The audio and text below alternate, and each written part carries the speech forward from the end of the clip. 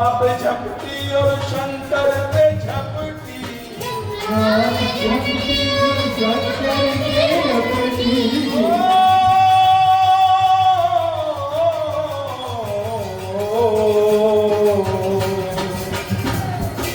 शिव विरंच को मोहि है कोहे बपुरान। अस जिय जान भजन मुनि मायापति भगवान। ब्रह्मा पे झपटी और शिव जी पे झपटी। ब्रह्मा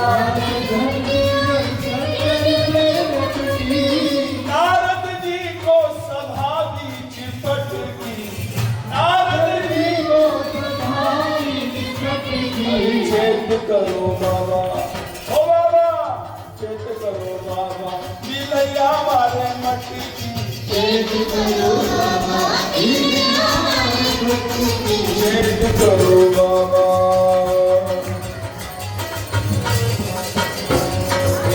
श्रृंगी की मिंगी कर डारी। श्रृंगी की मिंगी कर डारी। श्रृंगी के मिंगी कर डारी।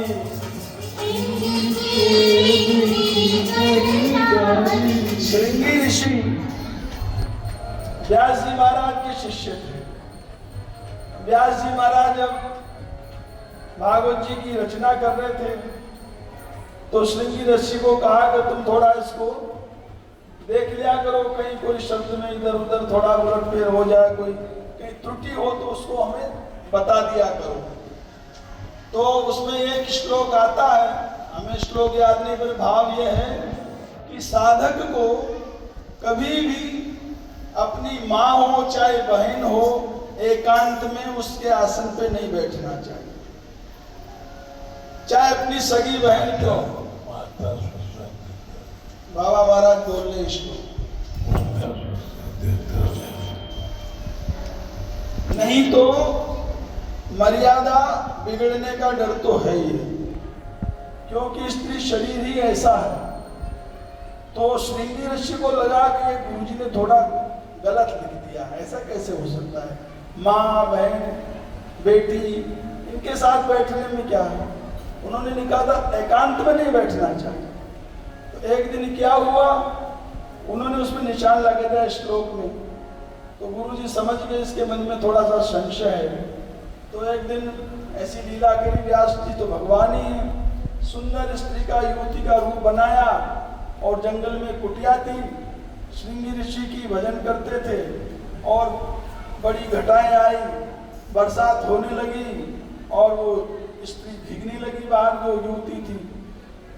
अपना श्रृंगी ऋषि ने देखा कोई युवती बाहर भीग रही है और बेचारी ठंड में कांप जाएगी, इसको भीतर बुला लेना चाहिए या कह दे भाई छज्जे के नीचे आ जाओ, कुटिया क्या। उन्होंने खोला अपना दरवाजा कुटिया का, कहा तुम भीतर आ जाओ, भीगती हो क्यों। बोले नहीं नहीं मैं भीतर नहीं आऊंगी, मैं यहीं आऊंगी, मुझे कोई पुरुषों का कोई भरोसा नहीं है। तो श्रृंगी ऋषि बोले नहीं नहीं तुम चिंता मत करो, हम बाबा जी हैं, जंगल में रहते हैं, भगवान का भजन करने आए, हमें क्या मतलब तुम्हारे इससे। बोले नहीं नहीं महाराज मैं नहीं ठीक हूँ। फिर थोड़ी देर में बोले अरे आ जाओ भीतर आ जाओ, तुम ऐसा करो हम बाहर चले जाते हैं, तुम अंदर से बंद कर लो इसको दरवाजे को, और हम कहें तभी मत खोलना, अब तो विश्वास कर लो पानी से बच जाओगी, ठंड नहीं लगेगी। चलो महाराज आप कहते हो तो आ जाते हैं अंदर। वो अंदर चली गई। अब वो जो उसका भीगा हुआ शरीर, युवती नव युवती थी 16 साल की, अब वो सब उनकी आंखों में चित्त में बस गया वो रूप उसका, शरीर सारे वस्त्र चिपके हुए शरीर से। अब बार बार बैठे ध्यान में, वही दिखाई पड़े, वही दिखाई पड़े। तो फिर उन्होंने कहा दरवाजा खोलो, खटकाया तो दरवाजा खोले नहीं, मैं नहीं खोलूंगी दरवाजा। तब महाराज जी ने क्या किया, ऊपर चढ़ गए उसमें पूछ के छप्पर पे, और छप्पर तोड़ के धम्म से अंदर कूद गए। वहां देखे तो गुरुदेव विराजमान है, व्यास जी महाराज बैठे हैं। क्यों बेटा क्या हुआ, फिर चरणों में पड़ गए। महाराज जी जो आपने लिखा गुरुदेव वही सत्य है, कभी विश्वास नहीं करना चाहिए अपने मन के ऊपर। ब्रह्मा पे झपटी और शंकर पे झपटी, ब्रह्मा पे झपटी और शंकर पे झपटी। सरस्वती जी में दौड़ पड़े। शंकर भगवान को बहुत मना किया, ठाकुर जी ने कहा मोहनी रूप हमारा दर्शन मत करो, और शंकर जी ने कहा नहीं हम तो करेंगे। तो वहां भी उनका तेज स्खलित हुआ। नारद जी को भी बहुत मना किया भगवान ने, पर वो भी सभा के बीच उनको भी धर पटका। विश्व मोहिनी ने बंदर का रूप बना दिया और इधर उधर बंदर का मुंह बना के घूमते फिरे। जब वो विश्व मोहिनी माला डालने आए गले में, तभी नारद जी ऐसे मुंह पर आ गए, शायद मुझे डाल देगी। फिर वो देखती मुंह, बड़ा भयंकर बड़े बड़े दांत बंदर के, तो मुंह मिचका के वो आगे चली जाती। तो नारद जी को लगता शायद देखा नहीं होगा इसने अभी हमें, तो अगली कुर्सी पे जा बैठते जाके, अब देख लेंगे। फिर तब वो शंकर जी के जो गण थे उन्होंने कहा महाराज थोड़ा अपना चेहरा देखो जाके, पता लग जाएगा कैसा आपको चेहरा मिला है। तो नारद जी को भी माया निपट गया। ब्रह्मा पे झपटी और शंकर पे झपटी,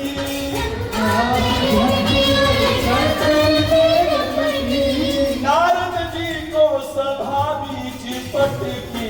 चेत करो बाबा, चेत करो बाबा, हो लैया मारे मटकी। चेत करो बाबा। श्रृंगी की मिंगी कर डाली,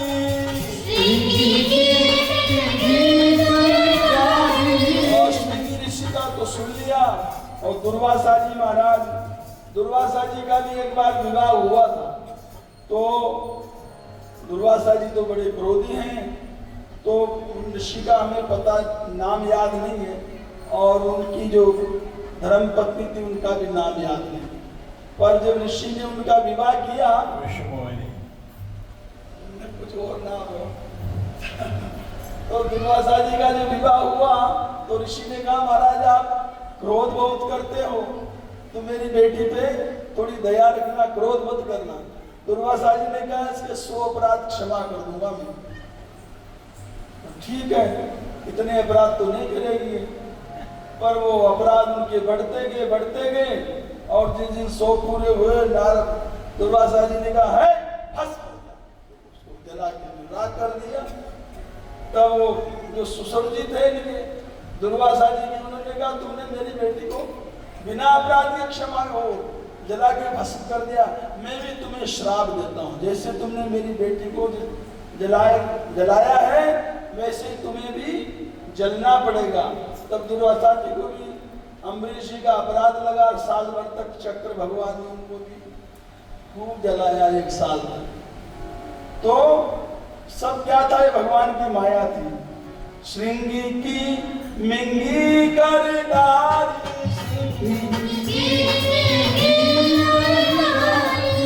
दुर्वासा के मन ही मन खटकी। अरे चेत करो बाबा, चेत करो बाबा, लैया मारे मटकी।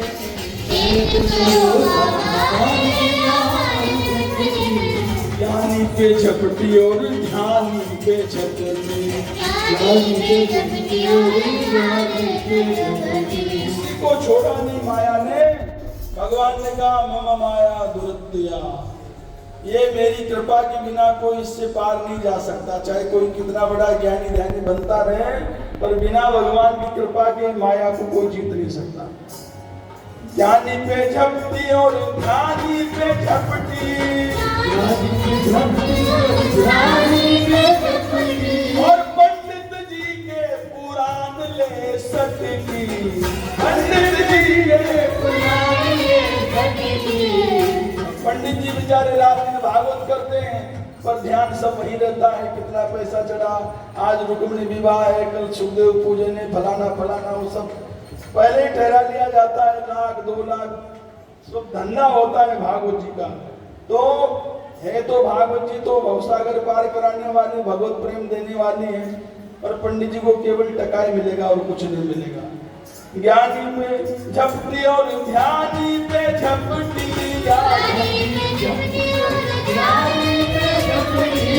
पंडित जी के पुराण ले सटकी, पंडित जी के पुराण ले सटकी। अरे चेत करो बाबा बिलैया मारे मटकी। और कबीरदास जी महाराज कहते हैं भैया और की क्या कहें, हमें ही फंस गए एक दिन चक्कर में। कहत कबीर एक दिन मोह पे झपटी, कहत कबीर एक दिन मोह पे झपटी।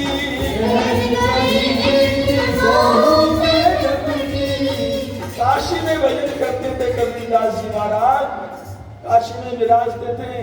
और काशी में तो जो भी शरीर का त्याग करता है उसको भगवान की प्राप्ति होती है। भगवान शंकर उसके कान में राम मंत्र सुनाते हैं और उसको भक्ति मिल जाती है, प्रभु की प्राप्ति हो जाती है। पर कबीरदास जी ने विचार किया, हमने जीवन भर राम राम राम राम किया है, अगर काशी में मर गए तो सभी की मुक्ति होती है, तब फिर हम यहाँ काशी में क्यों मरे, हम तो राम नाम का प्रभाव देखेंगे, हम मगहर में जाके शरीर छोड़ेंगे। जैसा कहते हैं जहाँ शरीर छोड़ने से गधा बनना पड़ता है। तो काशी से चले गए मगहर में, और मगहर में जाके शरीर छोड़ा।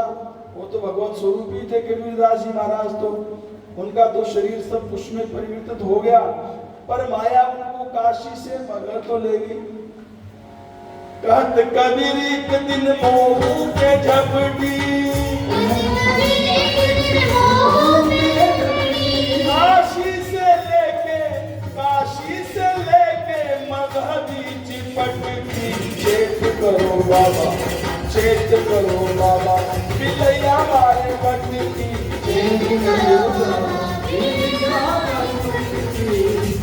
और इसका उपाय क्या है बचने का? केवल गुरुदेव की शरण में रहो। जो जीवन मुक्त महापुरुष हैं हमारे बाबा महाराज जैसे, ऐसे महापुरुषों के चरणों में पड़े रहो, उनका सानिध्य में रहो और उनको छोड़ के कहीं मत जाओ और भगवान का नाम लो। ऐसे लोगों को कभी माया नहीं पटेगी। कहत कबीर नाम की सद्गुरु शरण नाम की आशा, सद्गुरु शरण नाम की आशा।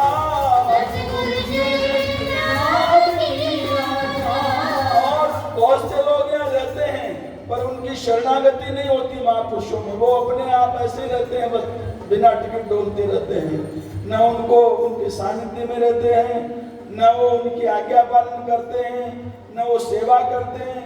तो यहाँ ऐसे बहुत लोग आए और बहुत चले गए यहाँ से, उनको माया ने उठा के बाहर फेंक दिया, पटक दिया, उनका घर छूट गया, बरसाना छूट गया, सब छूट गया।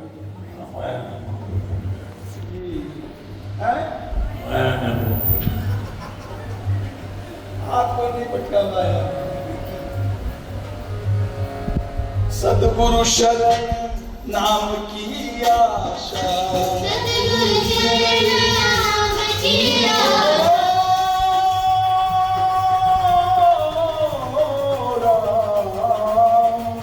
सद्गुरु शरण नाम की आशा। दिन की ओर माया कबहू न लटकी, दिन की ओर माया कबहू न लटकी। चेत करो बाबा बिलैया मारे मटकी, ओ बिलैया मारे मटकी। चेत करो